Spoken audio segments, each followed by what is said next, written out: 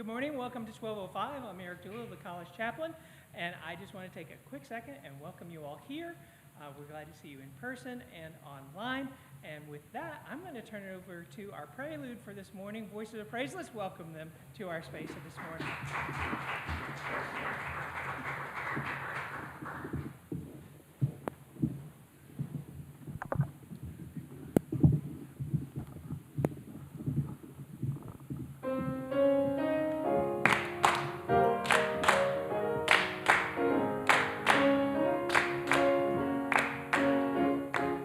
Lift every voice and sing till earth and heaven ring, ring with the harmonies of liberty. Let our rejoicing rise high as the listening skies. Let it resound loud as the rolling sea. Lift every voice and sing till earth and heaven ring, ring with the harmonies of liberty. Let our rejoicing rise high as the listening skies. Let it resound loud as the rolling sea. Sing a song full of the faith that the blood has bestowed us. Sing a song full of the hope that the present has brought us. Praising the rising sun of our new day begun. Let us march on till victory.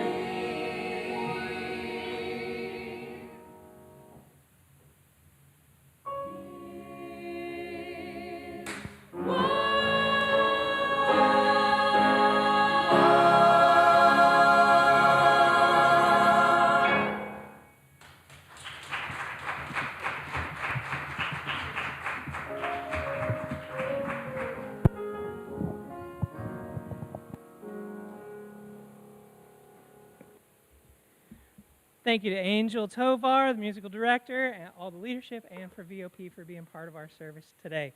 We'll look forward to hearing from you at the end of the service. As we get going today, we have a couple of announcements we want to bring to your attention. Of course, 12-5 schedule for the rest of the semester. We are doing monthly this semester, and so basically one of those middle Tuesdays each week. So February 14th, Ariana Jones, March 21st, Leah Oswald, an incredible two incredible folks who are our alumni, and then Eric Doolittle, that's me, at the end. So we're looking forward to that. Some other announcements. Join us for coffee chats. That's something Reverend Josiah is doing. He'd be glad to meet with you and share coffee on those dates, Mondays at LAC with the Enactus, and then Wednesdays down at Boho. I know he'd love to see you and to have conversations. On Thursday, I can't read it for sure, but that's right? Thursday, Henry Plus is going to be doing the incredible ML Week program on the Passionale, which is love songs of black composers and poets. So look forward to that and the other events that are happening for MLK this week. We look forward to seeing you at those tonight. I know there's a movie screening. Carl, you want to fill in on those? What's the one on Thursday?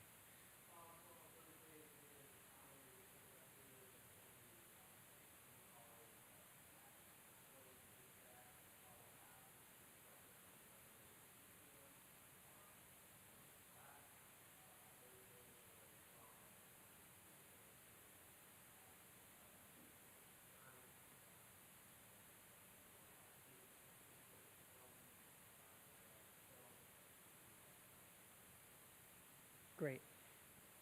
Thank you. And for those of you online who didn't catch that, please go to the website for the MLK events that are happening through the Office of Multicultural Affairs. We'd love to see it, all of those. Also coming up here, we have an incredible event right at the end of the month.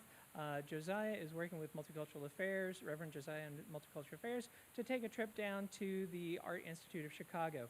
They have an exhibit on African American art, and so that'll be a great event also.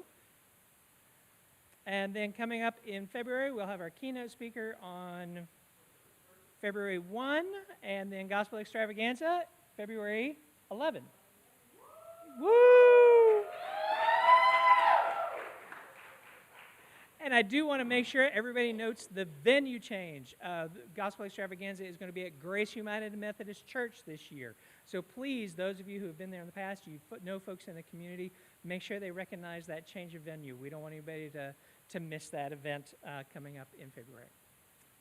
And then on President's Day weekend is Feed the Need, an incredible opportunity for us to give back to the community, to be able to do mobile packing for Feed My Starving Children. This year we're looking at packing 800,000 meals to send to starving children around the world. So you will hear more information about that. We're encouraging folks to sign up and come out as a group or a team. We'd love to see you out at that. But everyone is welcome, not just students. You can bring your family out for that event too. It's a great event for everybody on campus. Great. And with that, let's join together and say the Lord's Prayer. We encourage you to use the words on the screen or the words from your own tradition if that makes you more comfortable. If you would join me in a moment of prayer. Our Father, who art in heaven, hallowed be thy name. Thy kingdom come, thy will be done, on earth as it is in heaven. Give us this day our daily bread, and forgive us our trespasses as we forgive those who trespass against us. And lead us not into temptation, but deliver us from evil. For thine is the kingdom, and the power, and the glory, forever and ever. Amen. So it's my great pleasure to introduce today's 12-5 speaker, Dr. Gregory Wolf. Dr. Wolf is a professor of German here at the college. He's also the Dennis and Jean Bauman Professor of Humanities. He's also in charge of undergraduate research, and there's another part of that I forgot. Prestigious scholarships. So if you're a prestigious person looking for a prestigious scholarship, he's the person to talk to. More importantly, and this is one of the things that I love to lift up, is that Dr. Wolf has been an incredible friend and supporter of the Office of Faith and Action and the folks who serve in it for years, since I have come here. I know how much his faith plays in his role in his life and the work he does and how those things are intertwined. And I think you'll get a flavor of that today as he speaks. So let's welcome Dr. Gregory Wolf.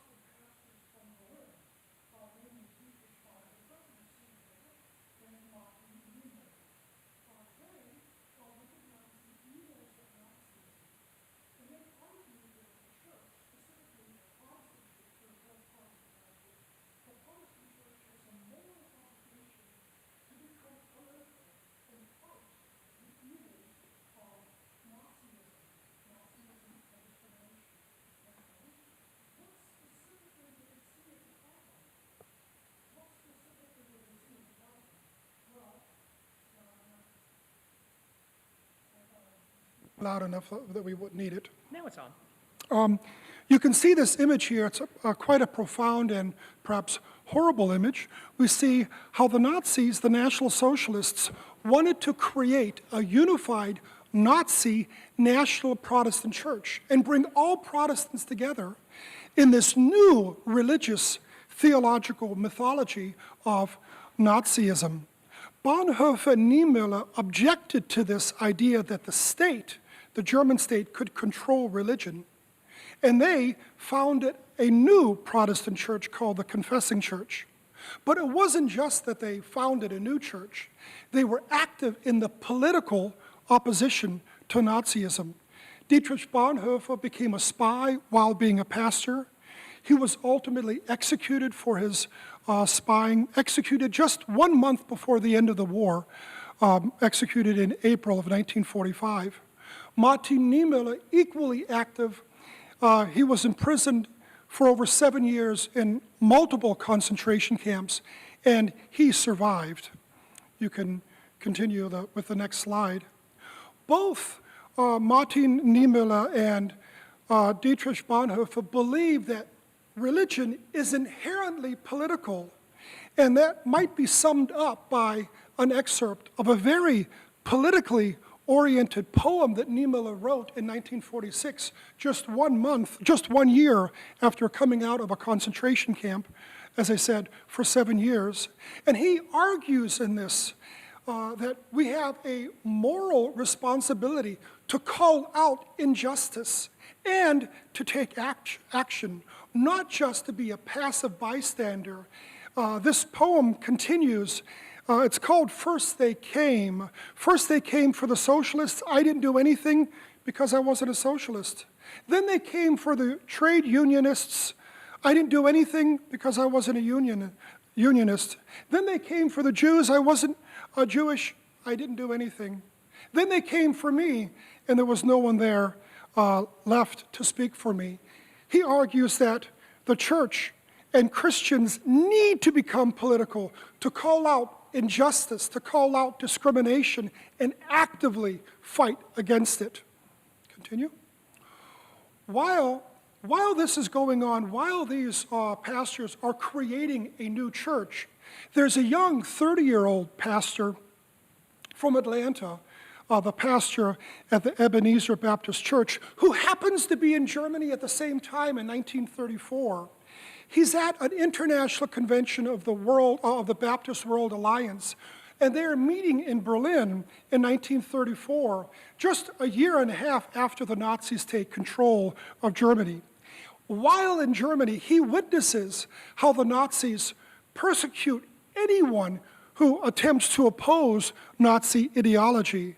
This means not just anti-Semitism, which we all understand, but this means the persecution of Jehovah's Witnesses. This means the persecution of gays and lesbians. This means the persecution of Sinti and Roma people, as well as the easily recognizable persecution of religion, and that means pastors in the Protestant church and priests in the Catholic Church for voicing opposition.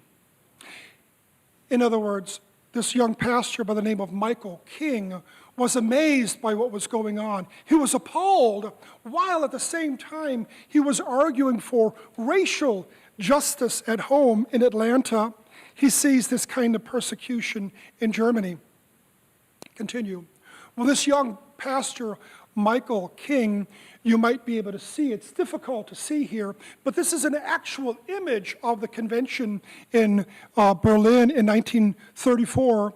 On the far right-hand side, it says, "Every Baptist is a missionary," while on the right-hand side, your right-hand side, you can see the Nazi swastika. All aspects of religion in Germany were required by the Nazis to have a Nazi banner or a Nazi flag and to approve of this Nazi idea. The young Michael King was so incredibly moved by this that he began to immerse himself in the writings of Martin Luther. All of us know Martin Luther, one of the founders of Protestantism. We might think of his protest against the Holy Roman Empire as well as the Catholic Church. In 1517, these 95 theses that he nailed on a castle church in a small town called Wittenberg in Germany. Young Michael King was moved by Martin Luther's courage to stand up and fight power. He came back to Georgia, and what did he do? He changed his name to Martin Luther King, and he changed his son's name from Michael King Jr. to Martin Luther King Jr., hence the name. Fast forward exactly 30 years later, September of 1964, Martin Luther King is in Berlin, invited by the mayor of Berlin, Willy Brandt, to commemorate the one-year anniversary of John F. Kennedy's visit to the divided city in 1963, when he made the famous comment, "Ich bin ein Berliner," I am a Berlin citizen of Berlin, and committing America to protect the city of Berlin. September of 1964, some context. This was around 14 or 15 months after Martin Luther King's March on Washington and I Have a Dream speech. But let's think a little bit more. Martin Luther King is not just someone who preached for tolerance and love, but I would argue that Martin Luther King was much more than that. Keep in mind that the FBI considered Martin Luther King the most dangerous man, or in the parlance of the FBI at the time, Negro, the most dangerous Negro in the US, and America's most dangerous person. He was systematically surveilled by the FBI. His family, as you know, was also systematically surveilled. Martin Luther King was only in Berlin for a day and a half, but it was a tumultuous day and a half. Again, a little bit of context. The next slide. A little bit of context. Martin Luther King is visiting West Berlin, which is this very small yellow or orange dot within the middle of East Germany. East Germany was a communist country, part of the Soviet satellite nations.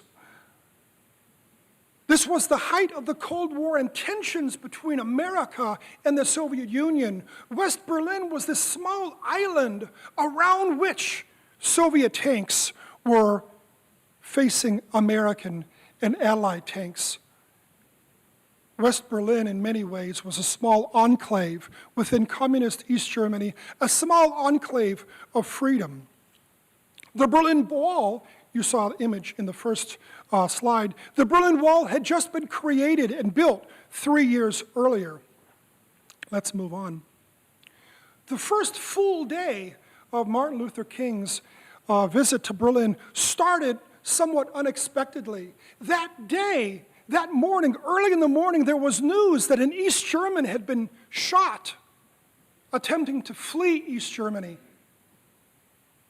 The Berlin Wall was not a wall simply between two countries, right, and two cities, but the Berlin Wall was a wall around West Germany to make sure that East Germans could not escape to this era of freedom, this period of freedom in East Germany. Think of it. West Berlin was in many ways, East and West Berlin in many ways was like downtown Chicago, Michigan Avenue, on one side the West, freedom, on the other side communism. So let's try to think of that a little bit in concrete terms. When Martin Luther King discovered and heard that an East German was shot attempting to flee, to reach freedom, he was incredibly moved. And he was awestruck and demanded that he be taken immediately there where he was shot. And we see Martin Luther King being interviewed by Radio Free Europe. We'll continue. The day starts with this horrible experience, and as I said, many East Germans were shot and killed attempting to flee. We can think about immigrants coming to the United States as well, losing their lives on borders of ours.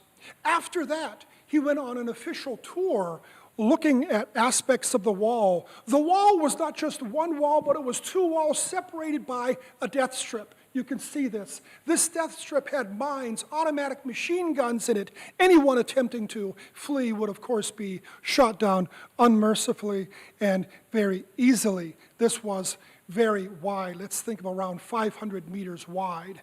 Let's continue. After witnessing and talking to eyewitnesses of someone who was killed, after then viewing the Berlin Wall, Martin Luther King goes to his main speech in West Berlin, where 20,000 West Berliners appear.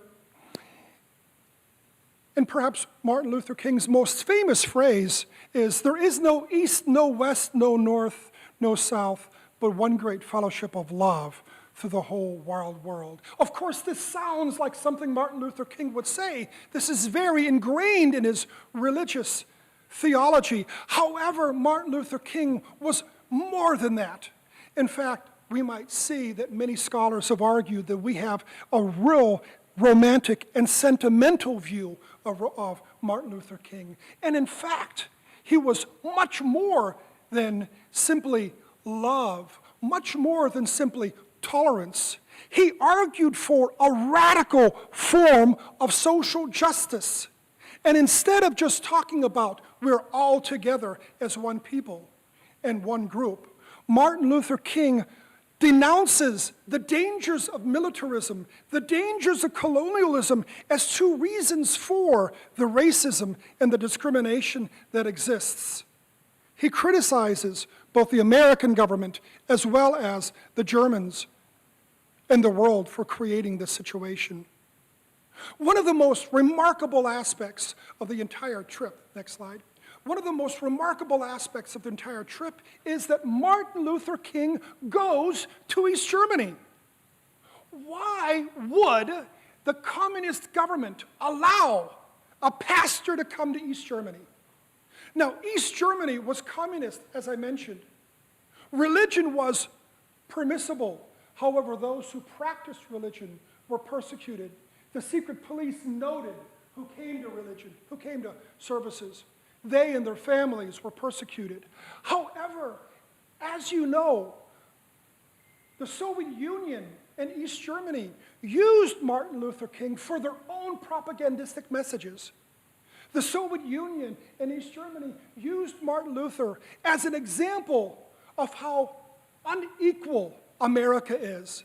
They used his words about the suffering of blacks, Jim Crow law, and the indignities of capitalism to show the superiority of communism. And the East German government wanted Martin Luther King to come and talk about how bad America was, so they could use it as a way yet to show how superior communism was. Now, America was equally afraid of Martin Luther King. As I mentioned, there was nobody that Herbert Hoover despised more than Martin Luther King.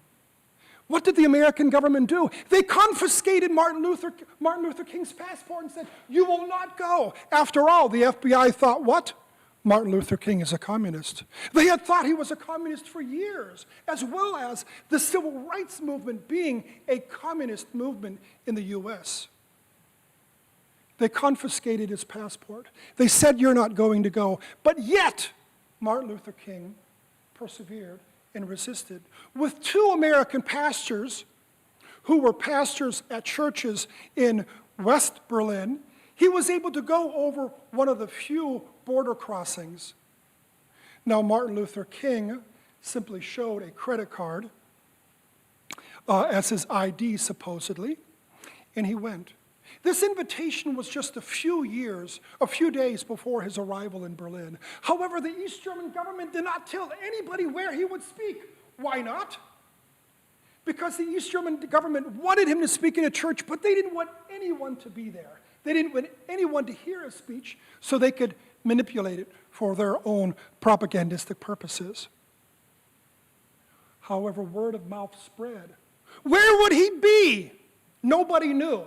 People began flooding churches near border crossings. There were only a few. Word of mouth.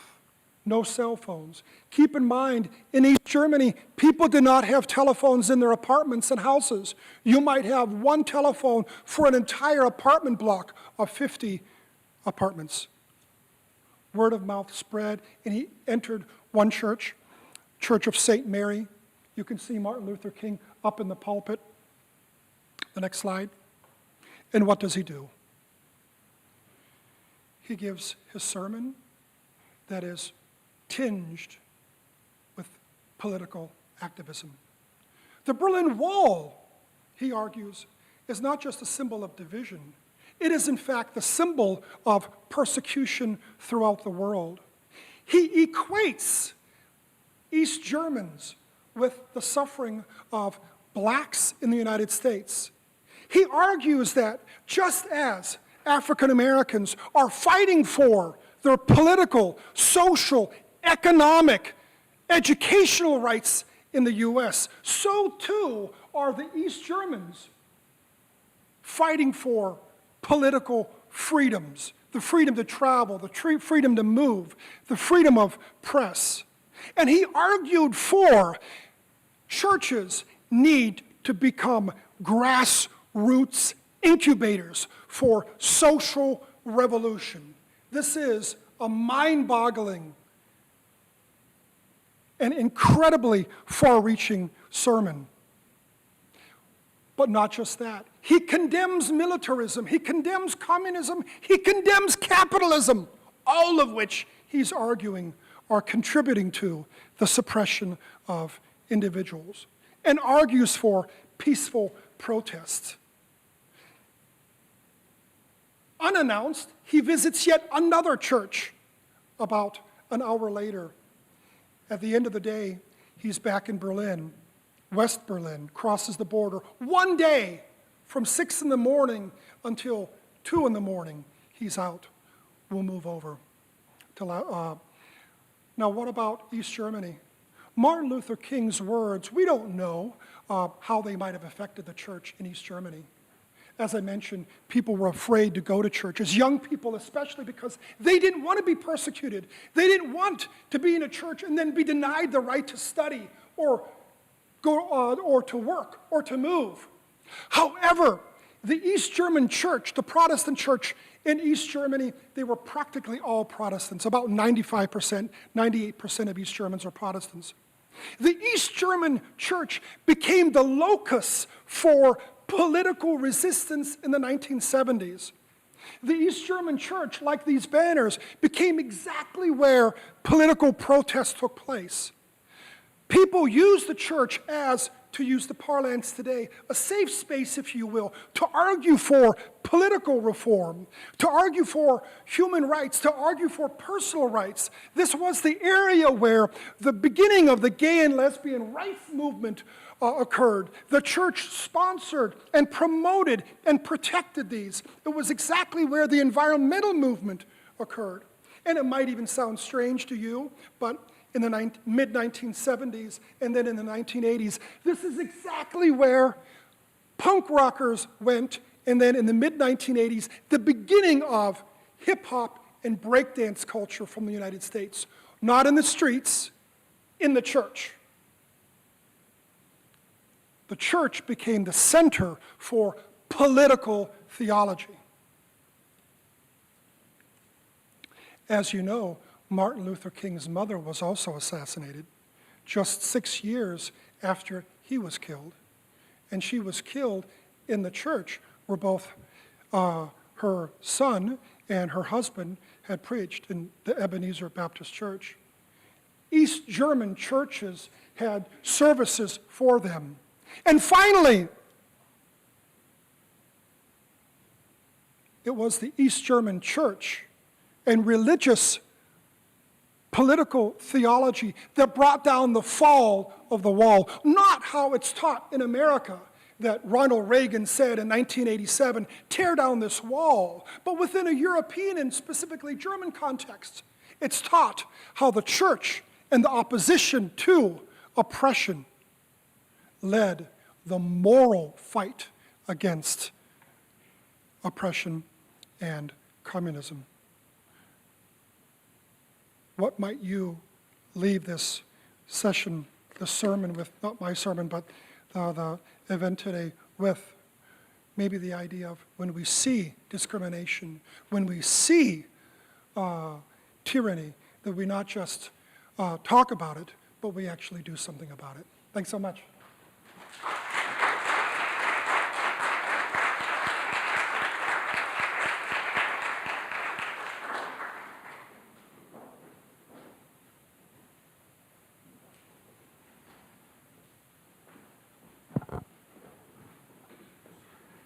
All right, everybody. All right, everybody. We have one more selection for you all. It's a nice upbeat one, so I want everybody to get on their feet. I want you to clap your hands, stomp your feet, because it's your season. It's a season of celebrating. We're celebrating the life and legacy of an individual who implemented the change he wanted to see. So come on, clap your hands at me.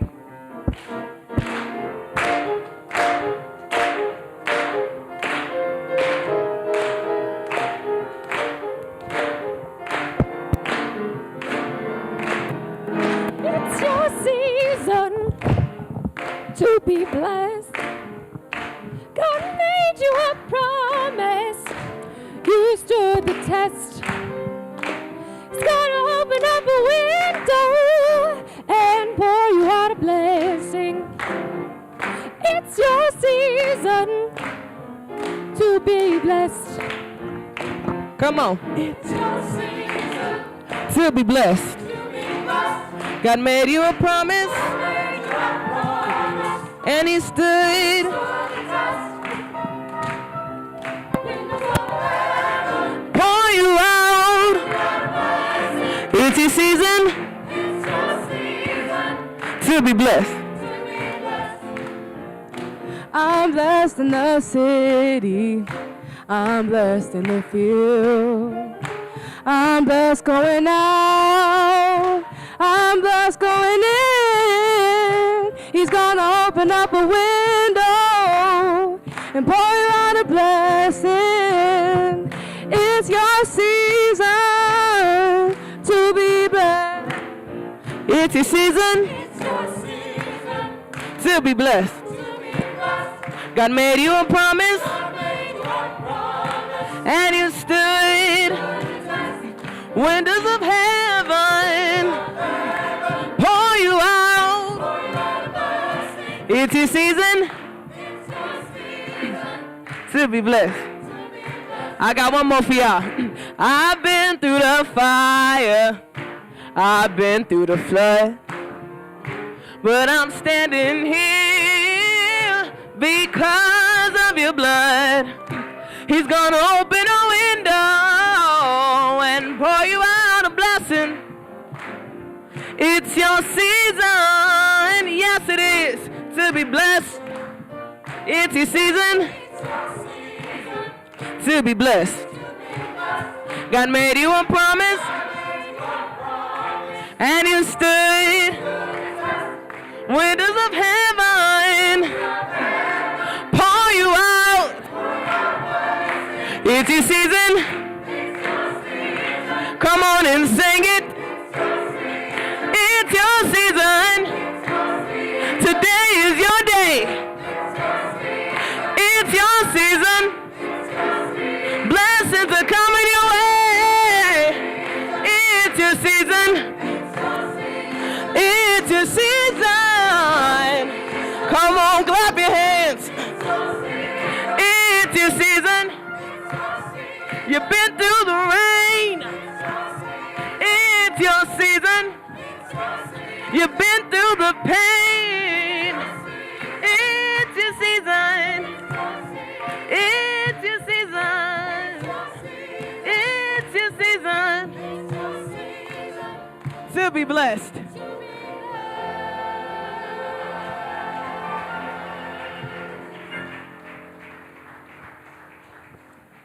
Thank you to VOP as well as to all of you, and thank you, Dr. Wolf, for your inspiring message today. I wish you all peace and blessings in the next couple of days, and please do sign up and buy tickets for VOP's Gospel Extravaganza. Please bow your heads for the Lord's blessing. Life is short, and we do not have much time to gladden the hearts of those that dwell among us. So be swift to love and make haste to be kind. The blessing of Almighty God, the Creator, the Redeemer, and the Sustainer be with you now and forevermore. Amen. Please join us in the narthex for lunch.